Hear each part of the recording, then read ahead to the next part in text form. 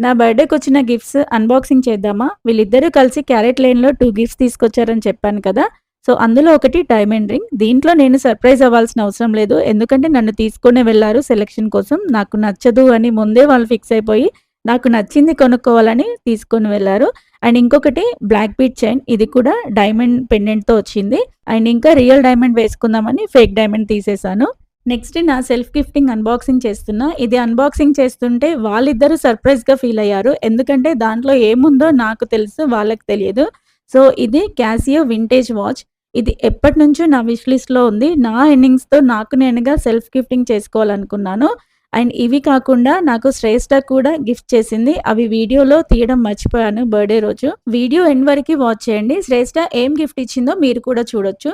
So, శ్రేష్ఠ నా కోసం చేసిన గిఫ్ట్స్ ఇవే. తను ఓన్‌గా నా కోసం బ్రేస్లెట్స్ మేక్ చేసి ఇచ్చింది. ఎంత బావున్నాయి కదా! అన్నిట్లో మీకే గిఫ్ట్ నచ్చి